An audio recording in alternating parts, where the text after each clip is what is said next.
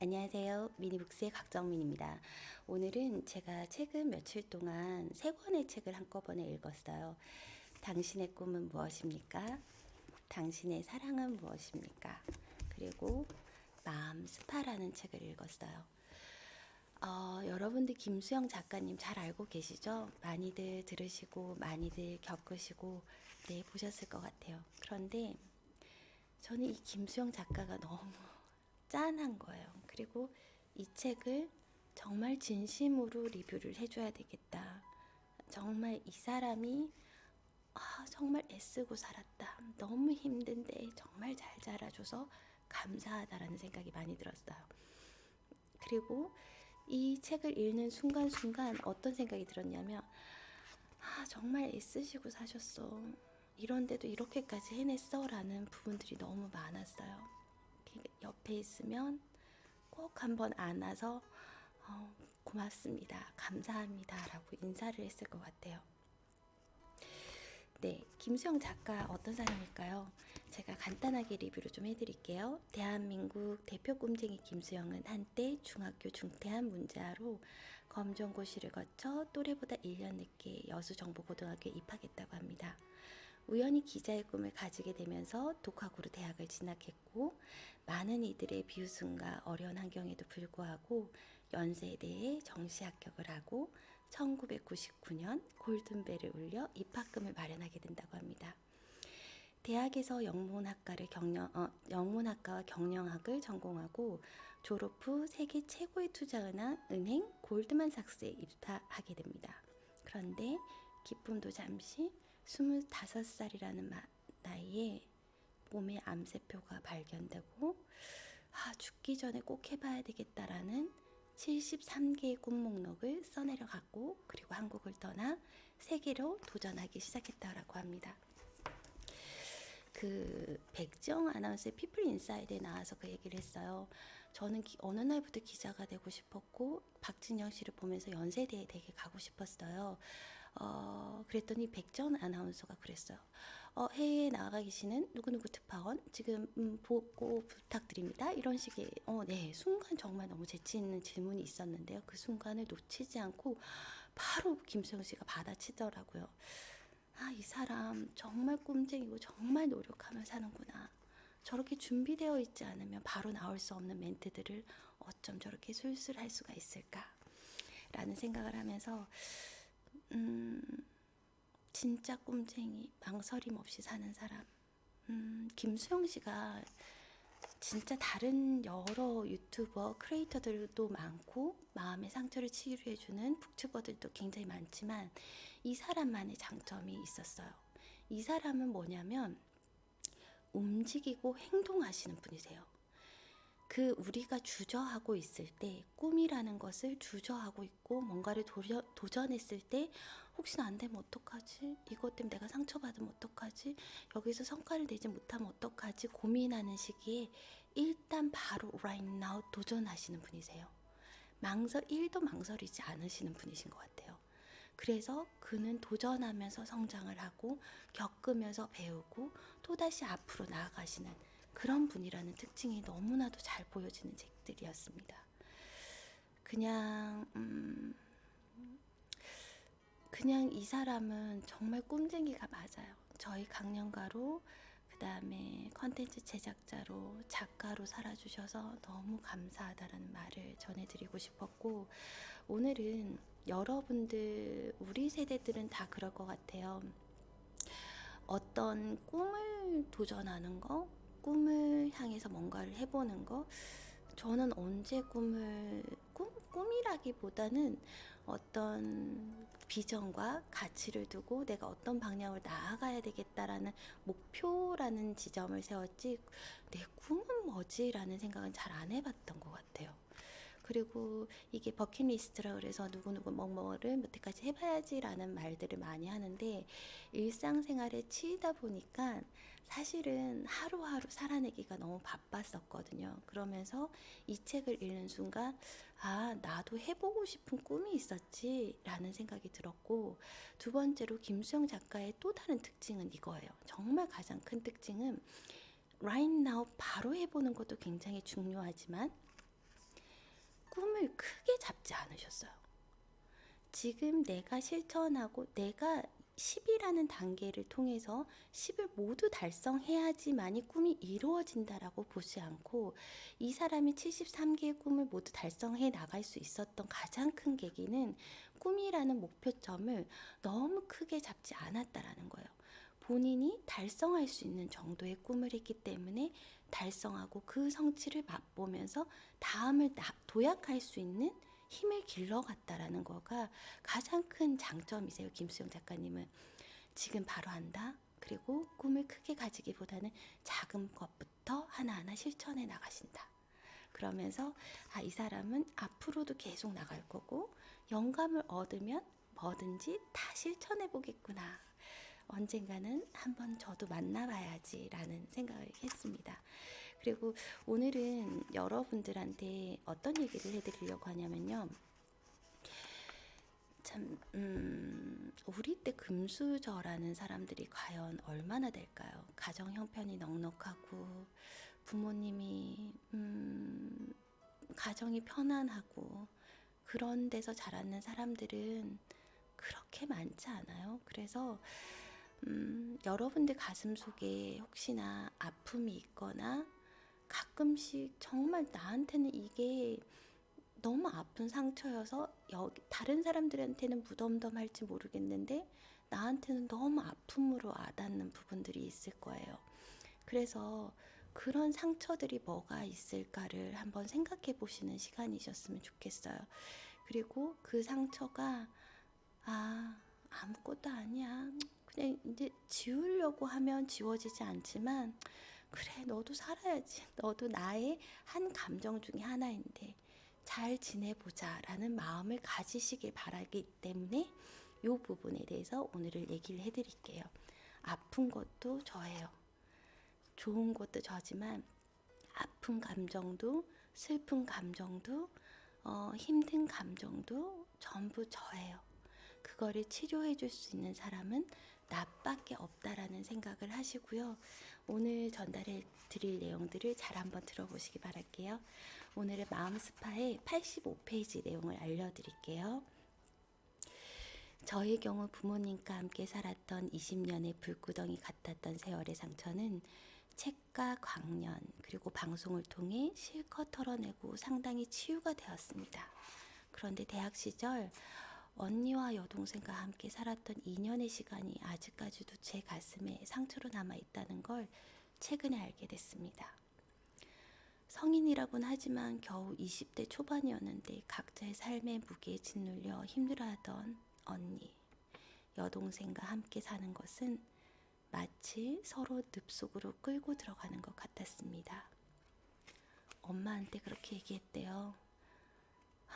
엄마 너무 힘들어, 이렇게 얘기할 때마다 형제니까 서로 돕고 살아야지 라는 원론적인 답변만 돌아올 뿐 저는 혼자서 모든 책임을 떠안아야 하는 이 상황이 억울하고 부당하다고 생각이 들었습니다.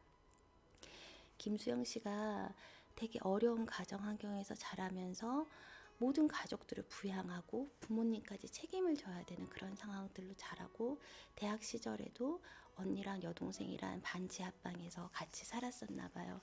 그러면서 힘들어하고 돈 타령하고 뭐 이렇게 이렇다, 너무 힘들다, 이런 타령하는 언니들을 얘기를 들을 때마다 그 스트레스가 정말 장난이 아니었던 것 같아요.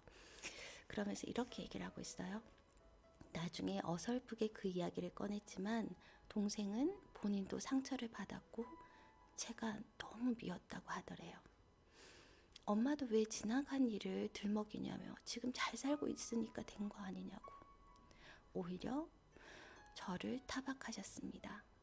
그래, 그들도 나만큼이나 힘들었겠지 하며 머리로는 애써 이해했지만 위로받지 못한 제 마음의 상처는 치유되지 않았고 1년에 한 번씩 덧났습니다. 결국 그 상처를 치유할 사람은 나 자신밖에 없다는 생각에 저는 당시에 살던 그 집을 찾아갔습니다. 빛바랜 빨간 벽돌 건물에 지상에 작은 창문을 거친 반지하 집 앞을 한 바퀴 돌다가 현관문에 손을 대고 이렇게 눈을 감았대요. 마치 영화 인터스텔라의 한 장면처럼 14년 전 방지하 집안에 있던 내 모습이 보이는 것만 같았습니다. 아직 어렸고 측은했던 내 모습. 수영아, 많이 힘들지? 아무리 성인이라지만 아직 보살핌 받고 싶은 어린 학생인데 내 앞가림 할 틈도 없이 가족들 챙겨야 하고 억울하고 속상하지? 남들처럼 실컷 놀고 싶은데 힘들게 일해서 동생 챙기고 부모님께 돈 들여봤자 고맙다는 말은커녕 당연하게 여기니 얼마나 억울하니. 남들은 몰라도 나는 그 맘 다 알아 라고 얘기를 했대요, 본인이. 네, 14년 전에 나를 품어주는, 위로해 주었더니 왠지 집안에 있는 23살의 내 표정이 훨씬 더 편해진다는 느낌을 보였습니다. 그렇게 내 마음속 나를 달래주고 나니 그제야 객관적으로 상황이 보였습니다. 생각해보니 부모나 형제 그 누구도 저에게 돈을 내놓으라고 강조한 적이 없는데, 돈 좀 줘, 돈 좀 내놓으라고 라고 얘기한 적이 없는데, 우리 가족을 구제해야 한다는 생각에 저도 과도한 책임감이 문제였던 것 같습니다. 그들이 돈이 없다고 신세 한탄을 해도 그냥 무시하고 나 혼자 잘 살면 되는 건데, 그럴 때마다 극도의 스트레스를 받았으니까요. 따지고 보니 가족 문제가 아니라 제 마음의 문제였습니다. 아니에요. 근데 이런 상황에서는 누구나 내가 조금만 더 노력해서 우리 집안 일으킬 수 있으면 해야지라는 생각이 드는 게 맞아요. 그게 과도한 스트레스기는 맞는데요. 옆에서 누구 하나 고마워, 애썼어, 힘들지 라는 말 한마디만 해줬으면 정말 그 상황들을 더 지혜롭게 헤쳐나갈 수 있고 그게 덜 마음에 응어리져 있었을지도 모르겠다라는 생각이 들었어요. 네, 남들보다 더 많이 스트레스를 받고 책임감이 있었을지는 모르겠어요. 하지만 너무나 따뜻한 사람이었기 때문에, 너무나 책임감이 강했던 사람이기 때문에, 가족이었기 때문에 그렇게 했던 것 같아요. 왜 이런 거 있잖아요. 저도 20살 때부터 여러 가지 알바랑 이런 일들을 많이 했는데요. 누구나 다 막 금수저에 잘 나가는 그런 집에서 넉넉하게 자란 사람은 그닥 많지 않아요. 그리고 그들 정말 행복해 보이고 좋은 대학을 나오고 마음껏 누리는 사람들도 내면에는 허전함과 그 다음에 부족함들이 있고 그들 나름의 뭔가가 있거든요. 근데 그 정도를 얼마만큼 드러내느냐에 따라서 달라요. 어떤 사람도 불우한 환경도 있고 돈이 정말 찌질이게도 없는 환경들도 있고 이러이러한 다른 불행한 여러 가지 환경들이 있는데, 그 환경에서 똑같은 상황에도 불구하고 어떤 사람은 그 불편함을 10으로 표현하는 사람이 있고요. 그 불편함을 그때 그랬어 라고 표현하는 사람이 있다라고 해요. 그러면 이게 마음의 힘, 감정의 힘인 것 같아요. 여러분들도 제가 오늘 드리고 싶은 얘기는 뭐냐면, 이렇게 사람들마다 제각각의 상처가 되는 경우들이 있어요. 어릴 때 왕따를 당했다든지, 아니면 공부를 썩 못해서 부모님들이 나를 편애했다든지, 아니면은 집이 너무 가난했다든지, 술주병인 부모님이 계셨다든지, 매일 맞고 사는 사람이 계셨다든지, 이런 자기만의 컴플렉스가 되는 뭔가가 있는데 그거를 지우려고 하지 마시라는 거예요. 누구나 다 있는데 그 정도의 상처를 무덤덤하게 넘어가시는 힘을 기르셔야 되세요. 그런데요, 김수영 작가님도 제가 이 책을 읽으면서 그렇지 했던 부분이 뭐냐면, 정말 깨알같이 알고 계세요. 마음은, 우리의 생각은요 정말 가짜예요. 우리의 생각은 내가 어떻게 생각해야지라고 마음먹은 대로 왜곡돼서 기억되는 거 아세요? 저는 어릴 때 되게 조그맸었거든요. 조그매서 눈이 막 오는 날이면 운동장에 뛰어놀다가 발이 양말이 젖으면은, 그 당시에는 이제 나무 연통에 이렇게 뜨거운 불을 지피셔가지고 교실이 따뜻하게 했던 그런 시절이었는데, 선생님이 제가 1학년 때였는데 내 발을 이렇게 젖은 발을 날로 이렇게 대시고 저의 양말을 말려주셨었어요. 그랬는데 나는 그 기억이 참 좋았는데 그게 제가 생각이 왜곡돼서 기억이 났던 거예요.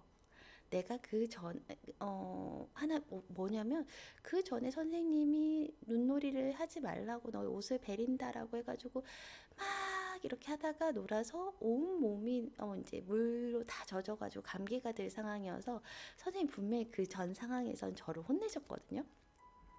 너는 나가서 놀면 안 된다고 했는데 왜 나가서 놀아가지고 말라 이렇게 얘기를 하셨어요. 그런데 제 기억에는 선생님이 무릎에 앉아서 제 양말을 따뜻하게 녹여주셨던 그 기억만 나거든요.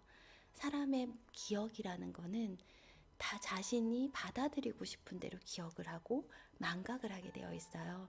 그렇기 때문에 여러분들도 정말 지우고 싶은 기억이나 슬펐던 기억이 있으면 여러분들 마음대로 여러분이 생각하고 싶었던 어떤 기억들 있잖아요. 그걸로 매일 한번 생각해 보세요. 그러면 어느 순간에 진실이 뭐였는지를 까먹어요. 그러면서 나 그랬었지 라고 넘어가 버리거든요. 이거는 꼭 한번 테스트를 해보셨으면 좋겠어요. 왜냐하면 내가 진실이라고 믿고 있는 것도 진실이 아닐 때가 되게 많아요. 그렇기 때문에 나 분명히 이거 봤는데 너가 나한테 이거 반드시 줬었어 라고 얘기를 하지만 실제로는 안 줬는데 내가 그렇게 생각을 하는 경우들도 되게 많이 있거든요. 그렇기 때문에 여러분들도 그런 왜곡된 기억이 필요하다면 그런 왜곡된 기억들을 가져보시는 것도 나쁘지 않다라는 생각이 들었어요. 다음으로 남편을 만난 것도 저에게 큰 치유가 되었습니다. 남들은 저를 강하고 대단한 여자로 알고 있지만 이 사람은 일찌감치 제 마음속에 아이의 존재를 발견했으니까요. 오랜 세월 아기가 어른 노릇한다고 많이 힘들었지. 오랜 세월 아기가 어른 노릇한다고 많이 힘들었지 하며 위로해준 그에게 저는 마치 30년의 서름을 다 풀 것처럼 처음으로 억지를 부리고 서럽게 울면서 내 안의 모든 감정들을 쏟아냈습니다. 실컷 울고 나서 민망한 제가 너무 애기처럼 굴어서 미안해 라고 말하면 남편은 난 그 애기가 좋아. 더 천천히 자라도 돼 라고 저를 안심시켜 줬다라고 합니다. 그렇게 나를 무조건적으로 받아주는 사람이 있다는 것은 굉장한 안식이 되었습니다. 이거를 읽으면서 밑줄을 그으면서 제가 어떤 생각했냐면 나는 우리 신랑과 아이들한테 마음의 안식이 됐을까? 무조건적으로 받아줬을까? 언제나 사랑하고 인정해달라고 요구는 하지 않았을까? 저는 항상 신랑한테 저 좀 사랑해달라고 이렇게 얘기를 했거든요. 왜 나한테 관심 안 보이는 거야? 내가 이렇게 일을 열심히 하고 있는데 내가 아이들 양육을 이렇게 하고 있는데 왜 고맙다는 말을 안 하는 거야? 인정해주면 안 되는 거야? 이렇게 해주면 안 되는 거야? 그리고 나한테 관심 좀 보여주면 안 돼? 나를 공주처럼 대해주면 안 되는 거야? 연애할 땐 이렇게 했었잖아. 내가 얘기하지 않아도 빨래하고 설거지하고 이렇게 해주면 안 될까라는 생각들을 했었는데 그게 뭐였냐면 신랑한테 그리고 상대방한테 인정받고 싶다. 두 번째, 사랑받고 싶다라는 욕구 때문에 항상 부족한 것들이나 결핍된 것들이 눈에 보였던 것 같아요. 그런데 어느 순간에 나는 이 사람 있는 자체로 좋아해줘야 되는데 부족한 건 내가 채워줘야 되는데 라는 생각이 들었거든요. 여러분들도 혹시나 와이프가 처음 연애할 때만큼은 완벽하지 않을 거예요. 나쁜 점도 보이고 부족한 점도 보여요. 근데 아유 요게 없어도 너무 예쁘구나. 아유 너는 요렇게 해서 참 잘하는구나. 아유 우리 신랑 그래도 애쓰고 열심히 하네. 자기 개발 정말 열심히 하네. 라고 한번 내 편을 만들어 보세요. 그러면 그 신랑이 정말 미워졌다가도 정말 다시 좋아졌다. 이게 반복이 될 거예요. 언제나 좋을 수는 없거든요. 현실에서. 그렇지만 이 사람한테 절대적인 편이 되어줘야 되겠다. 너무 사랑과 인정을 요구하기보다는 내가 이 사람을 더 많이 사랑해주고 사랑하는 마음이 있으면 더 맛있는 밥도 해주고 싶고요. 이 사람을 위해서 음식도 해줄 수 있고 청소도 하게 되거든요. 그러니까 네, 위층에 공사를 해서 더 이상 방송이 불가능할 것 같고요. 제가 이수영 작가님의 영상은 오늘 내일 중에 다시 한번 조금 더 걸러서 올려드리도록 하겠습니다. 네, 오늘 너무 급하게 마무리 짓게 되는데요. 개그맨 이경규 씨가 이런 말을 했어요. 저의 직업은 개그맨입니다. 하지만 저의 꿈은 영화 감독입니다. 라고 얘기를 했어요. 개그맨으로 돈 벌어서 영화 감독으로 내 꿈을 이루는 게 어떨까요? 그게 뭐가 잘못됐나요? 저는 개그맨으로 돈을 벌지만 꿈으로 돈을 벌고자 하진 않습니다. 라고 얘기를 했어요. 꿈으로 반드시 직업으로 연결시키고 돈이 되어야 된다라는 생각을 멈추시고 자신 안에 있는 상처들을 한 번 더 끄집어내서 아유 너 여태까지 애썼어 잘했어 라고 한번 얘기를 해주고 그 상처도 내 거라는 걸 인정해 주시기 바랍니다. 너무 시끄러워서요. 빨리 오늘은 영상을 마치도록 하겠습니다. 감사합니다. 행복한 하루 보내세요.